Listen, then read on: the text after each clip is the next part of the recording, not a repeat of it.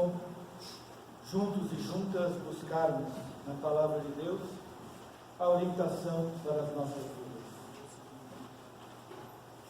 Terceiro domingo, o culto de hoje alusivo a essa data, terceiro domingo da Quaresma. O tema dentro desse período da Quaresma, tempo de reflexão, tempo de introspecção, tempo de autoavaliação, o tema oculi, ou olhar, refletir, olhar para nós. É tempo de arrependimento, do convite ao arrependimento, do convite à conversão. Em especial no tempo em que vivemos, um tempo duro, de coração endurecido, o tempo da intolerância, aonde o outro, a outra, é o grotesco, é o monstruoso, um tempo também de violência, violência desmedida, violência sem razão, violência pela violência, uma violência tal que diante de uma situação em que adolescentes tiram a vida de adolescentes, a fala de um companheiro é o lamento de não ter sido convidado a participar da violência. Um tempo de catástrofe que acontece na nossa vizinhança, catástrofe que acontece em nosso país, catástrofe que acontece em nosso mundo, como ontem, anteontem, o sul da África, especialmente Moçambique, foi atingida por uma catástrofe terrível. Um tempo de olhar, de refletir e de pensar na nossa posição como filhos e filhas de Deus diante deste mundo. O texto de Lucas, no seu capítulo de número 13, nos versos de 1 a 9, ele nos convida a respondermos a este mundo. É o texto que nos ilumina, é o texto que nos dirige. Queria convidar ao irmão, à irmã, que puder colocar-se em pé para a leitura da Palavra de Deus, que assim o faça. Aquele e aquela que não puder colocar-se em pé, que permaneça mesmo assentado, mas em atitude de reverência à Palavra de Deus, a Palavra que nos ilumina. Lucas, o capítulo de número 13, os versos de 1 a 9. Naquela mesma ocasião, chegando alguns, falavam a Jesus a respeito dos galileus, cujo sangue Pilatos misturara com os sacrifícios que os mesmos realizavam. Ele, porém, lhes disse: pensais que estes galileus eram mais pecadores do que todos os outros galileus por terem padecido essas coisas? Não eram, eu vos afirmo. Se, porém, não vos arrependerdes, todos igualmente perecereis.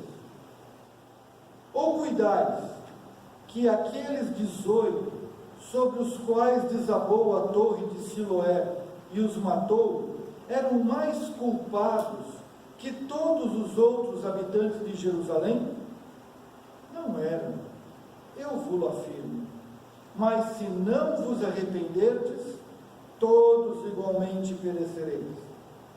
Então Jesus proferiu a seguinte parábola: certo homem tinha uma figueira plantada na sua vinha, e vindo procurar fruto nela, não achou. Pelo que disse ao viticultor: há 3 anos venho procurar fruto nesta figueira e não acho. Podes cortá-la. para que está ela ainda ocupando inutilmente a terra?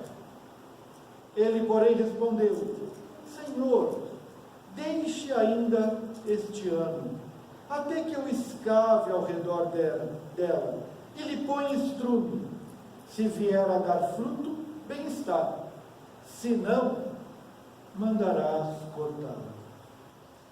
Te pedimos, Senhor Deus, que na leitura e na reflexão em torno da Tua palavra, o Teu Espírito, Senhor, abra as nossas mentes e corações. Amém.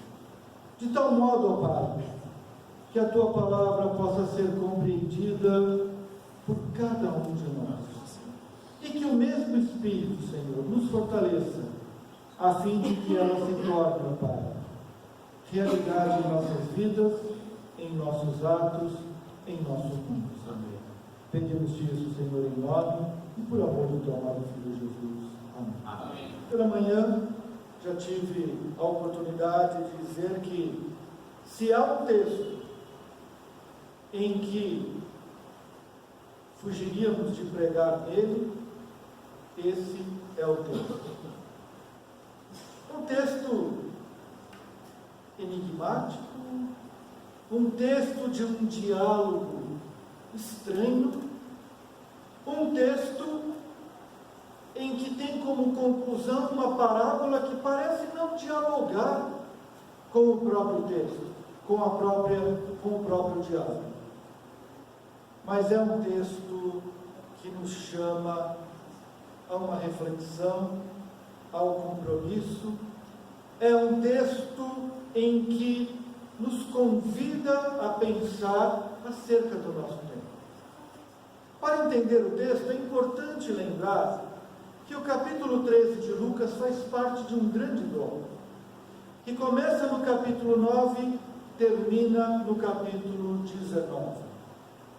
Jesus, no capítulo 9, diante da experiência da transfiguração, diante da possibilidade e da realidade do enfrentamento de Jerusalém, o texto diz que ele resolutamente marcha em direção a Jerusalém. É o início da viagem de Jesus a Jerusalém. Dos 24 capítulos de Lucas, 10 capítulos se referem única e exclusivamente à viagem de Jesus a Jerusalém. Porém, a ênfase não é apenas a viagem. O texto mostra o caminho em direção à vontade de Deus, aos propósitos de Deus, ao reino de Deus. É um convite a refletir sobre o caminho do fazer a vontade de Deus. Em meio a isso, o capítulo 13, ele se abre para o diálogo em torno do preconceito, da violência, da intolerância. Um galileu era mal visto no mundo judaico.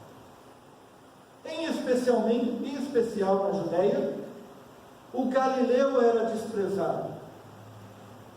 Era reconhecido pela sua forma de falar, tal como aconteceu com Pedro, que no momento da prisão de Jesus, foi reconhecido por uma serva: tu és galileu, porque fala como um galileu, tem sotaque galileu. O galileu era mal visto, o galileu era desprezado.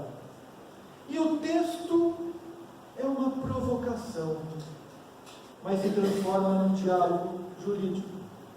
Esse galileu, Jesus, que está indo para Jerusalém, é provocado com a seguinte pergunta, ou com a seguinte fala: Herodes misturou sangue de Galileu ao sangue do sacrifício que eles praticavam. O que está por detrás disso é a lógica da culpa da vítima. O Galileu morreu porque era pecador, porque era impuro, porque era diferente. E o sacrifício do animal para pagar os pecados ganha a companhia do sangue dos galileus, que eram pecadores por natureza, e se a violência se abateu sobre eles, a culpa era deles. Essa é a lógica da intolerância, que justifica a violência e culpabiliza a vítima. Jesus vai responder: estes galileus não eram mais pecadores do que os outros, porém, se vocês não se arrependerem, perecerão também. Ou seja, Jesus está dizendo que não se deve culpabilizar o inocente, não se deve culpabilizar a vítima, não se deve olhar o outro. Você, eu, nós precisamos nos arrepender, senão igualmente pereceremos. Muda-se o foco. Eu não posso olhar o outro com preconceito, com a culpa, com a culpabilização dele, com a prática da violência contra ele.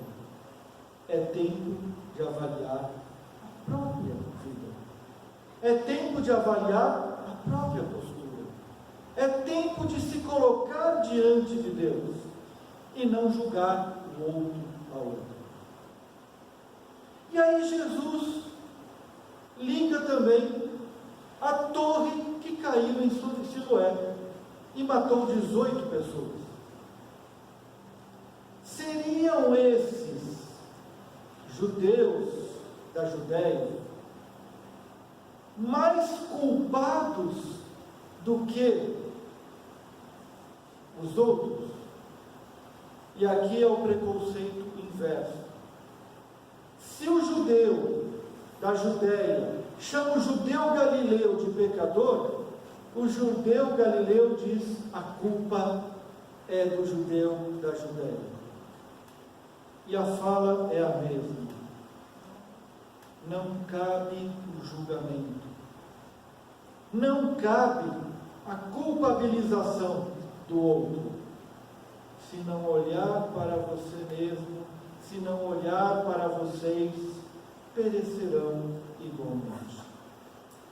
Ou seja, os dois textos invertem a lógica da intolerância, do preconceito, da violência, da culpabilização da vítima da catástrofe. Não podemos julgar e culpar o outro. Temos que olhar e avaliar a nossa vida, temos que olhar e avaliar a nossa relação com Deus, temos que olhar e avaliar a nossa postura diante da vontade de Deus.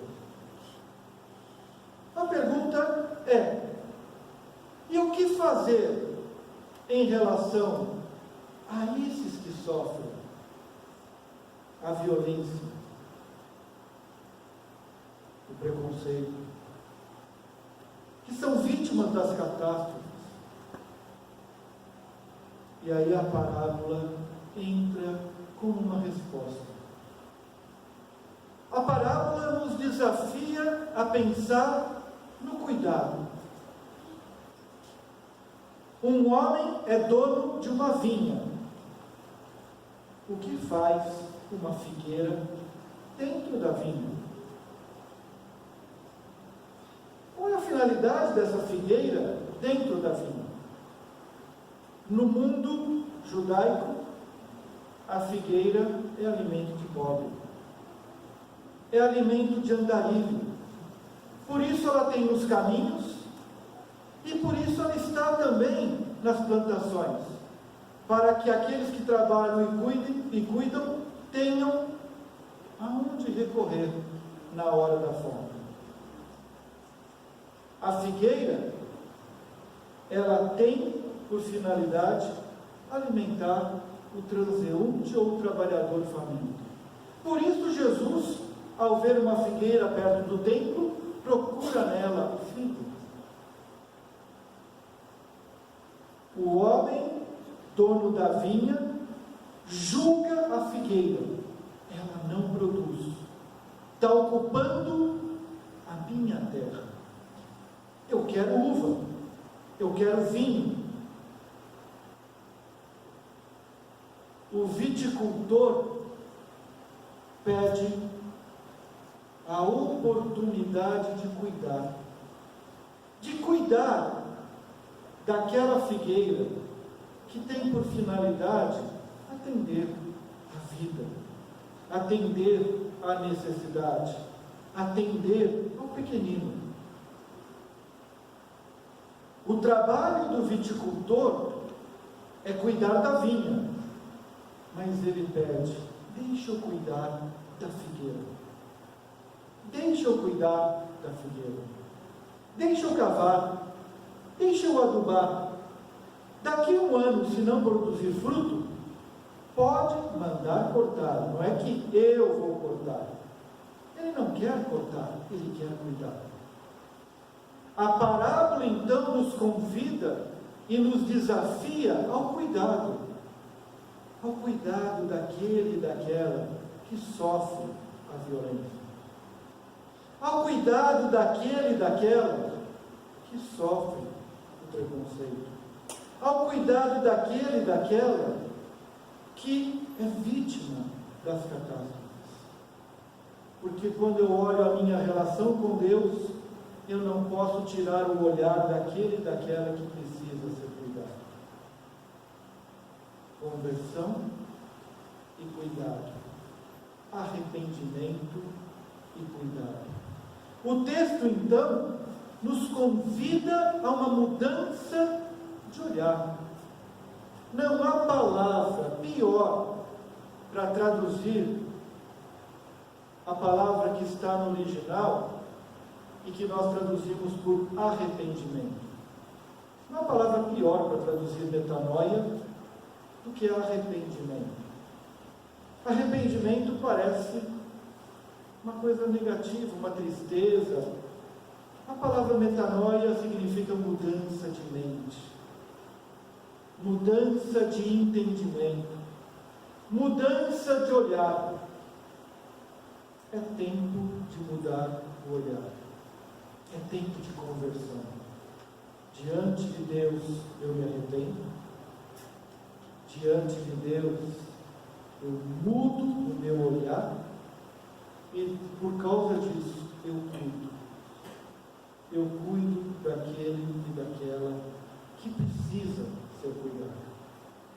Por isso, o texto nos convida, à frente ao mundo, marcado por tantas situações de morte, a sermos cuidadores e cultivadores da vida. Para isso, que o nosso olhar possa ser transformado, que o nosso olhar possa ser mudado, que a nossa avaliação possa tirar de nós o olhar de julgamento ou de preconceito e criar em nós o olhar do que cuida, do que guarda, do que promove a vida. Que Deus nos abençoe, que Deus nos oriente, que Deus nos guarde.